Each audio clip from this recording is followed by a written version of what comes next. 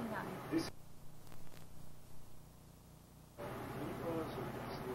Okay, Milica. What do I start? Okay, whatever. Go ahead. Ready? Okay, my name is Milica Tavrazich Damato. I was born in Youngstown, Ohio, and October the 7th, 1917. And there was 8 of us children. Ann, Tom, and Melissa, Kay, Christine, Joe, Slavka, and Victor. During the Depression, my dad had property in Europe, so we went to Yugoslavia. We stayed there and lived there. Then later, my older sisters, 2 sisters and brother, they just couldn't adjust to that life, so they came back, and my dad lost his American citizenship. When did you leave for Yugoslavia? What year? In I think it was 19, let's see, Victor was born 27, 28, 29, 30. I think it was 1930, and 31. To what city, or where did you go in Yugoslavia? We went to Bačka Palanka. Which is near what large? It was near Novi Sad.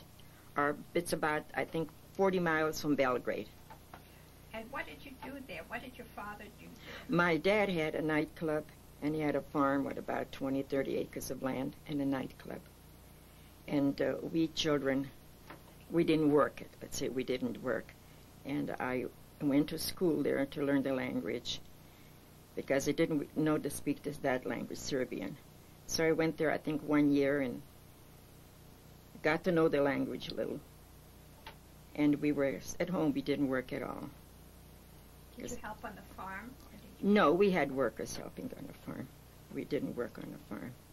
Well, we helped in my dad's nightclub, let's say, washing the glasses and putting the tablecloths on and things like that. But we didn't work on the field. And then at what year did your father and your brothers and sisters return? Let's see, they returned, I think it was 1936 or 37. I can't pinpoint it. And your mother and you and who? My mother and 2 sisters. First, my 1 brother came and 1 sister. And then my mother and the other sister followed. And they were going to make the application for my dad, and we were going to come, and then the war broke out. How did you find, what happened? How did you find that the war broke out? How did it affect you? Well, how did we find the war broke out? It was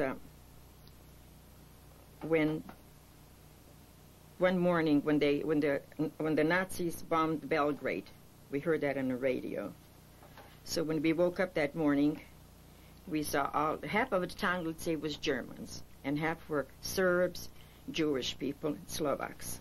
So when we woke up that morning, all the homes were with the swastikas, and they were all the uniforms and guns. Then we know something happened. And these were German soldiers?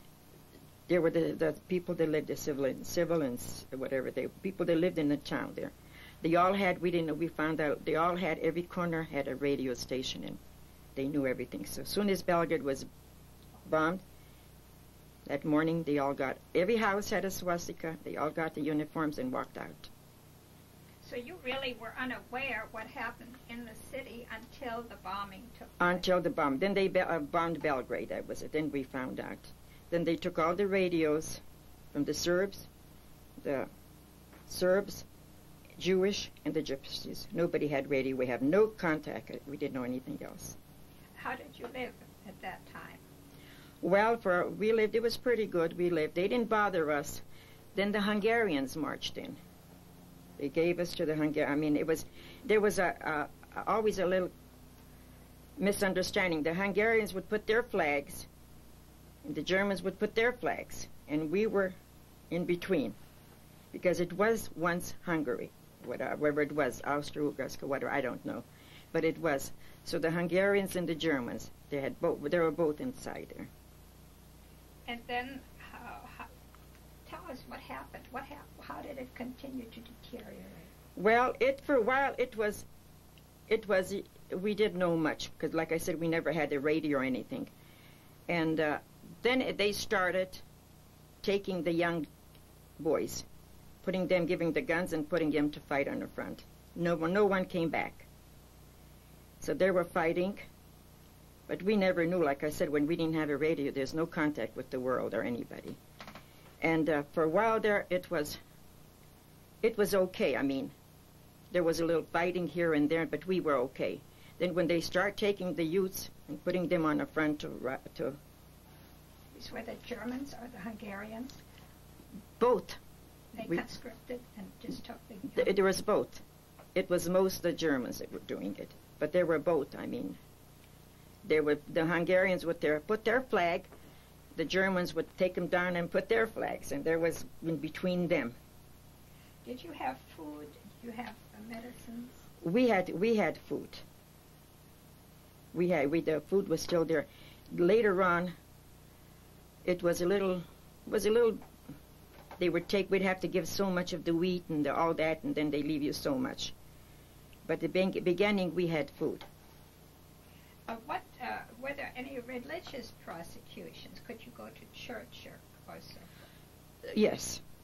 Nobody stopped that. And then what happened? How did the situation worsen? Well, then when they were taking all the boys, mostly Serbs and the Jewish, the Serbs and the Gypsies, and they were taking them. So then you see one by one of the boys disappear. We didn't know where they are or what. But I guess there was somebody in the forest that were calling them to go to fight against them. So they went. So then one day we heard there was a leader and telling him to go in forest and fight. So that's where the boys were disappearing and going and fighting. So then what happened? How long did you stay on the farm? How long were you able to Well, we weren't on a farm. We were in the city. We did have a farm, but we had a home in the city. Oh, so you lived in the city? In the city, yes. And how long were you able to live there, and what did you do? During the war, at the beginning, not. And later on, I had to go and get the medicine. I had to get the food. I had to get the clothing. I didn't have to, but I wanted to, because my brother was called in and to go to the army. So he didn't want to fight with the Nazis. So him and one of my Jewish neighbors, Seymour Epstein, went along with my brother, and they disappeared. So they went to the forest. They just packed something and... Just went to the forest. And then what made you start collecting the food? When you see them hanging on the poles, the young boys, when you see what they were doing, you can't sit. Who was hanging? Describe what? If they found out you were giving food to somebody or medicine, or you didn't want to go in the army, they knew that they're going to mobilize the youth. Then you would have to do something. They run in a forest. So I went to Budapest, because we were under it. We could have traveled to Budapest. We never had anything with Belgrade or that part, only to the Budapest. I went to Budapest. There was American embassy. They did give me a sign to put on the window, the American citizen. That didn't help. It was against us more. When we never knew when America got into the war. Like I said, we never had a radio. The Gypsies, the Serbs, the Slovaks, we didn't have them, so we didn't know when the Americans. What made you go to Budapest, and how did you go? I went with the train. And you were able to? Yes, I went because we were under, it was, Hungary claimed it was theirs, Germans claimed it was theirs, so we could have traveled to Hungary, but not to Belgrade. We didn't have no part of Belgrade in that part. Mm-hmm. And so you went from your city to Budapest. And to the American embassy. Yes. And whether American or Red Cross, I think it was American, and they gave me a letter to put on the window. Yeah, and that did not help. So then, how did the situation further deteriorate? Well, then they really watched on us. So when you see them hanging on the poles when you wake up in the morning, or on the trees, you don't sit and wait.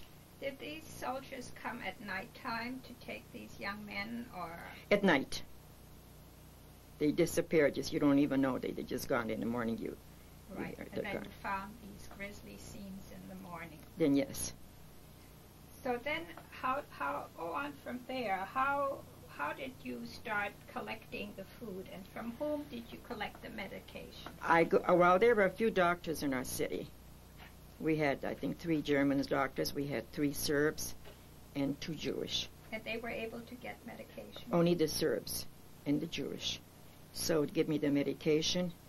And then I had a friend, I had a boyfriend, and his sister was married to a doctor.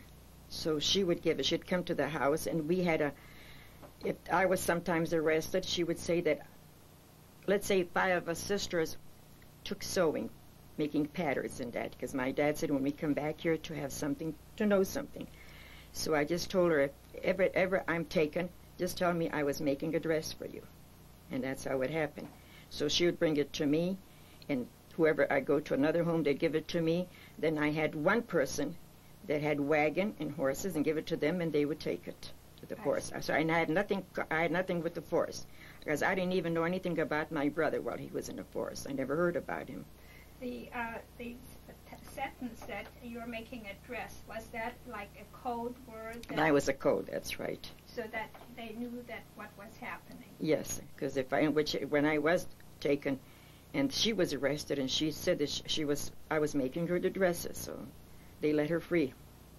When did this happen, and how did it happen that you were finally arrested? Did they have a suspicion? I guess they did. Because I had some partisans coming and sleeping by us. I slept under our pillows with the bombs, with the guns. And they would dress like an older person. Their hair was put on something white, and they dressed like an older person. And they had little baskets, and they put their machine gun inside and the bombs, and then one of the neighbors comes with the wagon, and he takes the food, and wherever they go, I don't know, because I never was in a fort. I don't know. How did they know to come to your house? My brother sent them. I see. He was in a forest. And then they came at nighttime, and they stayed? And sometimes at daytime they would come. Dressed like an older person. And they'd carry a little basket where there's a machine gun or the guns. And the Germans, or the Hungarians, basically did not attack the older people. It was primarily the younger ones? Well, sometimes the old. Oh, yeah, there were older ones. There were older ones. In fact, I have a friend here. I think he's in someplace here in California. His mother was, at that time, she had, I think, 2 boys. And they took her, too.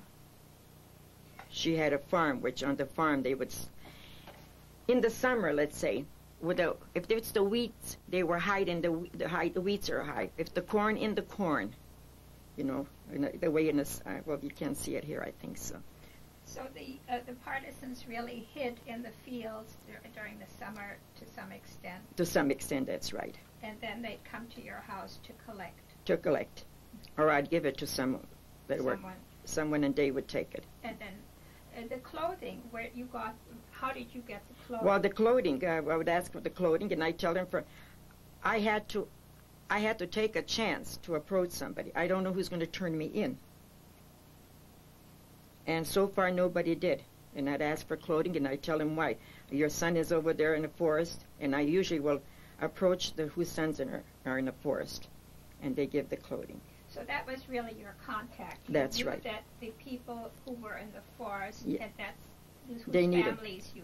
That's right. They needed the clothing, they needed medicine, they needed food, and mostly I would contact them. And a lot of them didn't want to take a chance. They're older people. I wasn't that old, and so I can take the chance. Go on. And how did this further?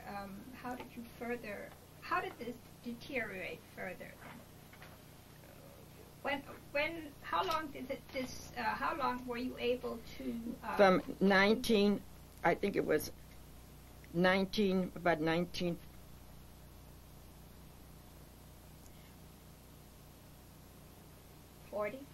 I think, no. I think it was from 19.